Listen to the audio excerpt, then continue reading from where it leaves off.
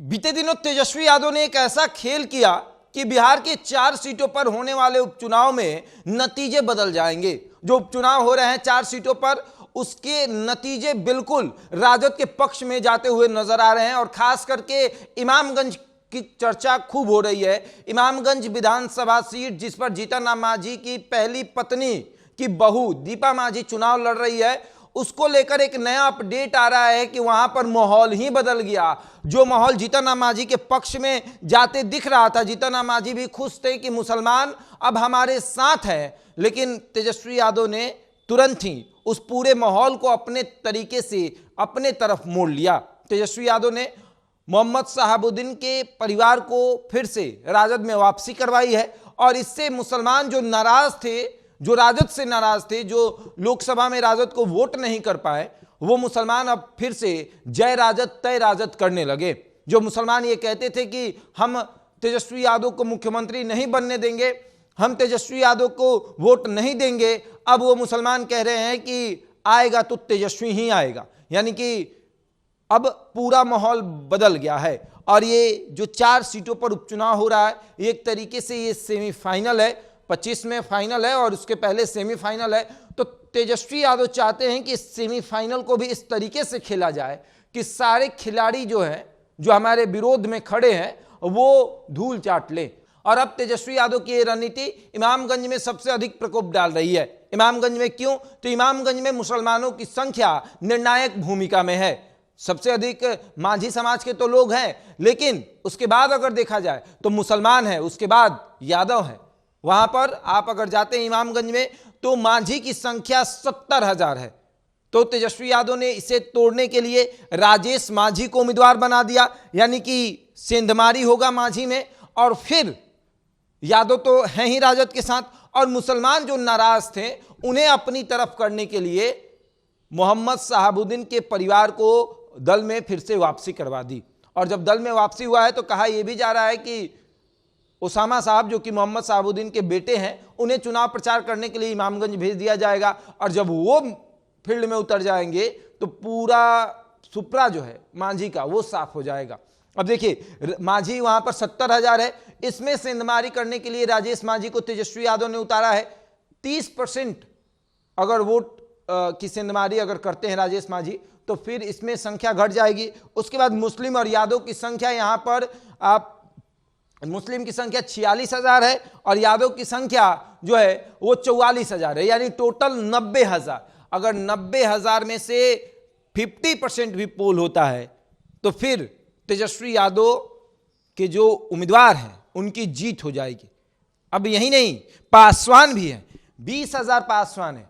अगर 20,000 पासवान में 50% पोल होता है तो 10,000, और उस 10,000 में से 50% वोट भी अगर चिराग पासवान का राजद के उम्मीदवार को जाता है तो यहां भी जीतन राम मांझी के उम्मीदवार दीपा मांझी की हार हो जाएगी। और दीपा मांझी के खिलाफ उन्हीं के घर वाले चुनावी मैदान में उतरे हुए हैं। चिराग पासवान तो एक तरीके से कहें तो विरोध कर चुके हैं, और उनके जीतन राम मांझी के घर वाले प्रवीण मांझी, जो जीतन राम मांझी के दूसरी पत्नी के बेटे हैं, वो नाराज हैं। वो कह रहे हैं कि हम निगेटिव चुनाव प्रचार करेंगे, हम विरोध में चुनाव प्रचार करेंगे। और उसकी वजह से दीपा मांझी को एक बड़ा झटका लग रहा है। और अब मुसलमान भी तेजस्वी यादव के साथ आ गए हैं। और जब ये मुसलमान तेजस्वी के साथ आए हैं तब तो जीतन राम मांझी को एक बड़ा झटका लगा है। हालांकि एनडीए की बैठक भी चल रही है कि किस तरीके से तमाम वोट को अपनी तरफ साधा जाए, क्योंकि यहां पर कुर्मी, कुशवाहा और वैश्य जो है वो 42,000 है, उनको अपनी तरफ कैसे लाया जाए, इसको लेकर भी एक बैठक चल रही। क्योंकि सम्राट चौधरी, नीतीश कुमार, उपेंद्र कुशवाहा एक बड़े नेता हैं ये लोग, कुर्मी कुशवाहा के, और भारतीय जनता पार्टी वैश्य को लेकर आगे बढ़ती ही है, तो वो भी हो गया। फिर रविदास की भी संख्या यहां पर 20 से 25,000 है। उस वोट बैंक में तेजस्वी यादव सेंधमारी कर रहे हैं। और देखिए, सबसे बड़ी बात यह है कि सिर्फ तेजस्वी ही नहीं, आप आएंगे तो देखिए AIMIM वो भी पासवान उम्मीदवार उतारा है, कंचन पासवान। उसके बाद जितेंद्र पासवान को प्रशांत किशोर ने उतारा है। ये वोटर, ये जो हैं उम्मीदवार, ये भी वोट काटेंगे। और ये वोट किसका काटेंगे? ये वोट काटेंगे एनडीए का। पासवान वोट किसका है? एनडीए का। और एनडीए का वोट जब ये काटेंगे तो फायदा किसे होगा?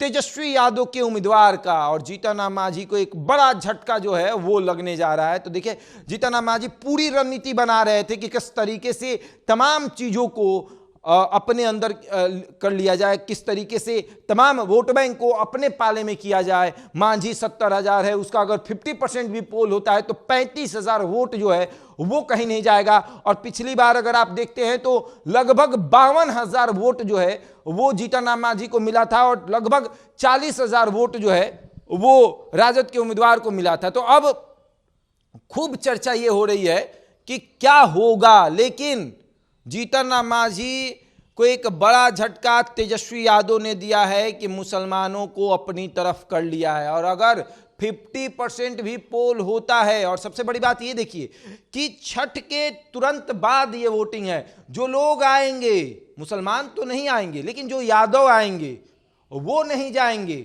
वो वोट देकर जाएंगे, और ऐसी ही संख्या सबकी बढ़नेगी।